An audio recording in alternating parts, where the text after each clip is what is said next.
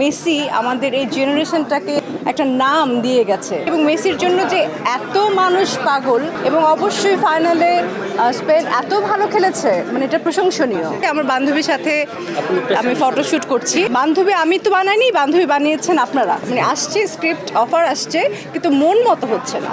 মান্না ভাই তো আমার পছন্দের নায়ক, সেখান থেকে মান্না ভাইয়ের হঠাৎ করে চলে যাওয়াটা আসলে মেনে নেওয়ার মতো না।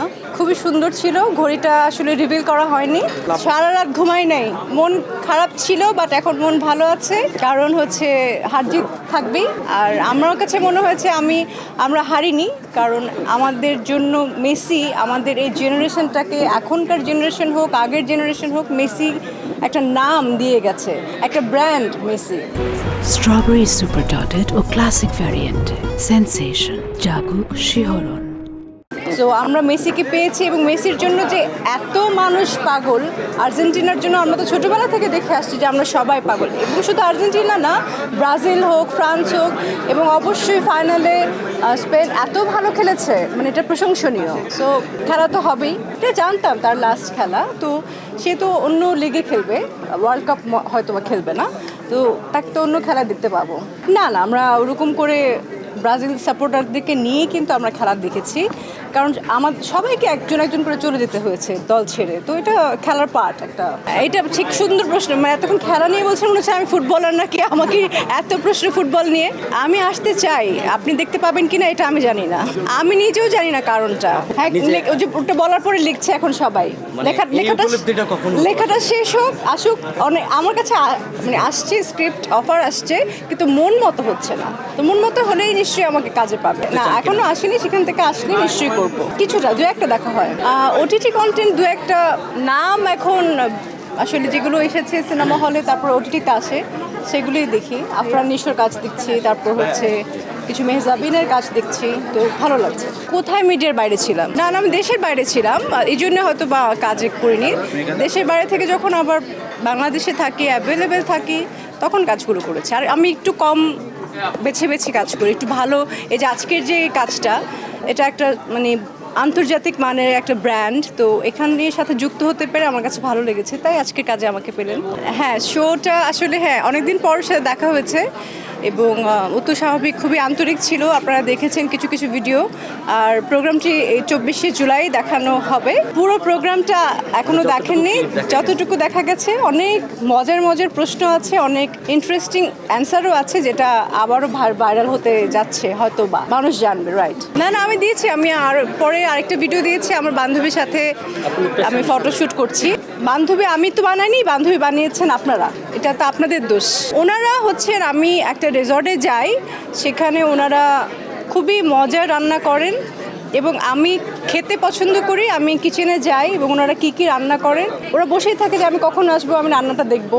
মাঝে মাঝে আমি একটু বলি যে আমি একটু শসা কাটি, একটু লেবু কাটি, বলে হ্যাঁ কাটো। তো ওরা ওরকম করে আন্তরিকভাবেই ওরা আমাকে মানে খুব পছন্দ করে। তো সেখান থেকে বানালো, তারা নাকি আমার বয়সী, আমার বান্ধবী, তারা মানে আপনারাই বানিয়েছেন। এবং বেচারিকে ইন্টারভিউ নিতে ওখানে চলে গিয়েছিল, আমি বুঝলাম না। পরে সে আমার সাথে দেখা হয়েছে, আবার বলে যে তুমি আমাকে কি ভাইরাল বানালা, আমার তো সাংবাদিক এসে প্রশ্ন করছে।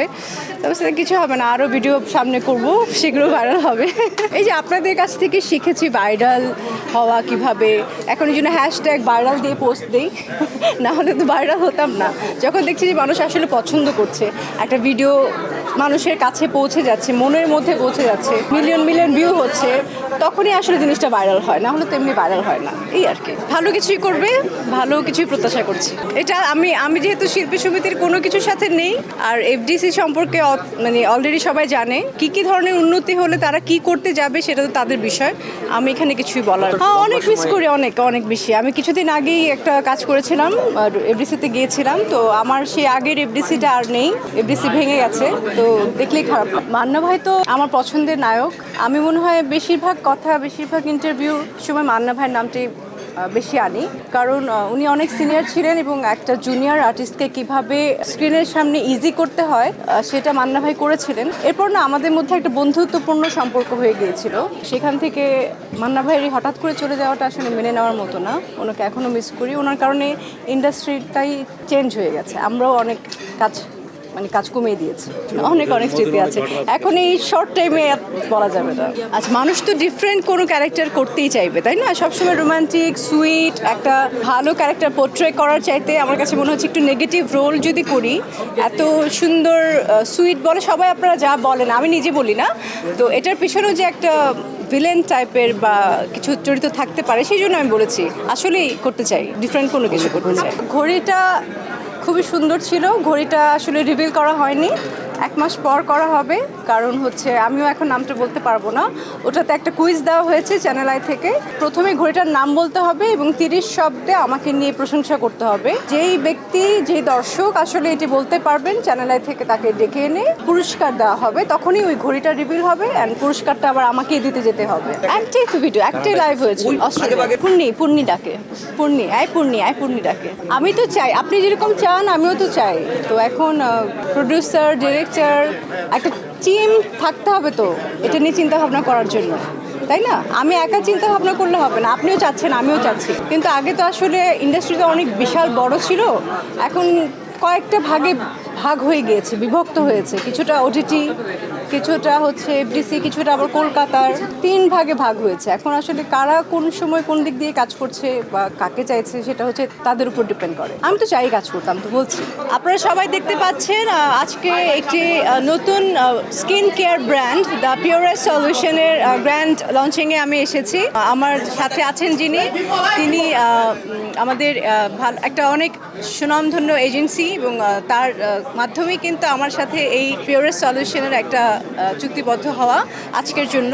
সো আমার কাছে ভালো লেগেছে এবং আমি এই প্রোডাক্টগুলো সম্পর্কে আগে জেনেছি, শুনেছি, দেন সব কিছু জেনে আজকে এখানে এসেছি। এটা ডিপেন্ড করে সবাই, এটা আসলে এখন তো অনেক ধরনের অনেকেই স্কিন প্রোডাক্ট ইউজ করছে, এটা ডিপেন্ড করবে যার যার স্কিন অনুযায়ী। কারো যদি খুব প্রয়োজন মনে করে এখানে, এবং অ্যাস্থেটিকের ডক্টর আছে, তার কাছে আসবে, তার কাছ থেকে পরামর্শ নেবে, তার স্কিন অনুযায়ী সেই ট্রিটমেন্টটা সে নিশ্চয়ই পাবে।